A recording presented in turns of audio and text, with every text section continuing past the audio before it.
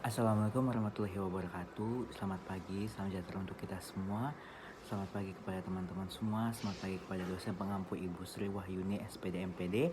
Jadi di pagi ini saya akan menjelaskan metode pembelajaran example non-example.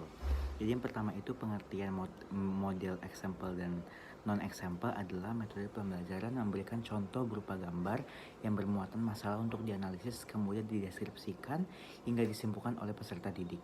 Seperti yang diungkapkan oleh Komalasari halaman 61, bahwa example non-example adalah model pembelajaran yang membelajarkan murid terhadap permasalahan yang ada di sekitarnya melalui analisis contoh-contoh berupa gambar-gambar, foto, dan kasus yang bermuatan masalah.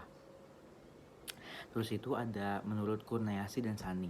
Example non-example adalah model pembelajaran yang dirancang agar siswa memiliki kemampuan dalam menganalisis gambar dan memberikan deskripsi mengenai apa yang ada dalam gambar. Dapat dikatakan bahwa gambar adalah teknik pembelajaran utama pembelajaran ini.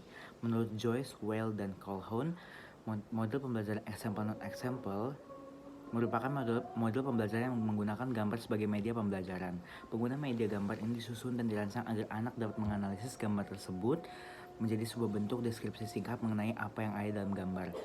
Dengan kata lain, metode ini menekankan pada konteks analisis siswa dan dapat mengajarkan definisi konsep. Example non-example adalah strategi atau taktik yang dapat digunakan untuk mengajarkan definisi konsep. Selain itu, example non-example juga akan melatih siswa untuk berpikir kritis. Model pembelajaran example non-examples menurut Kurniasi dan Sani dalam halaman 31 bertujuan untuk mendorong siswa agar berpikir kritis dengan jalan memecahkan suatu masalah dari contoh gambar yang diperlihatkan.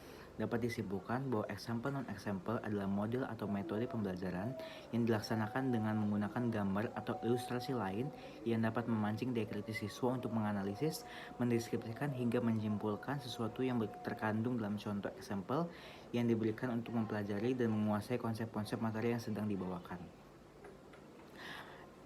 Saya akan menjelaskan beberapa ahli menyebut pembelajaran ini dengan metode example non-example.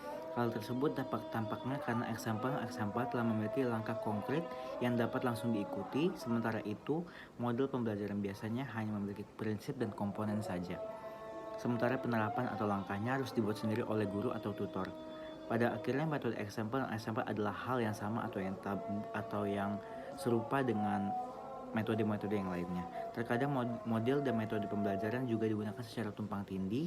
Untuk mempelajari lebih dalam mengenai perbedaan model dan metode pembelajaran dapat dibaca pada artikel yang akan saya taruh di link deskripsi nanti.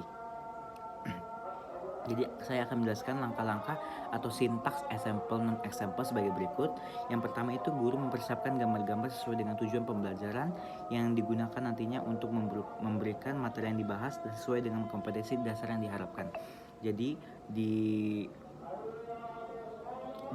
pembelajaran ini guru mempersiapkan gambar-gambar sehingga nanti mahasiswa melihat dan mendefinisikan gambar itu sehingga nanti memahami apa yang dimaksudkan, apa yang diajarkan oleh guru nanti tersebut dalam materi-materi yang ditayangkan.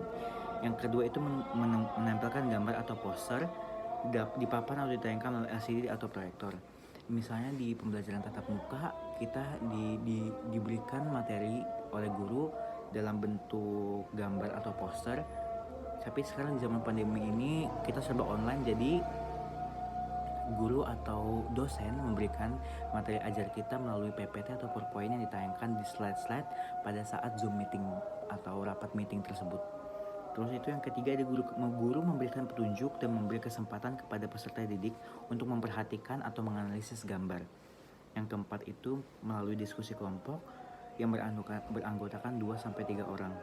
Yang kelima, setiap kelompok diberi kesempatan membacakan hasil diskusinya.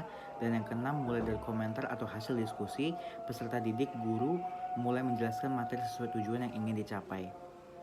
Sementara itu, Huda dalam halaman 234 menerangkan bahwa langkah-langkah penerapan strategi pembelajaran example non-example adalah sebagai berikut.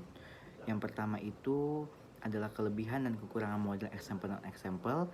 Secara keseluruhan, salah satu kelebihan utama dari example non-example adalah kesempatan menemukan sesuatu melalui analisis yang dibantu oleh gambar. Perumpamannya memegang peranan yang sangat penting dalam proses belajar karena itu dipaparkan oleh kelebihan dan kekurangan metode example dan non-example.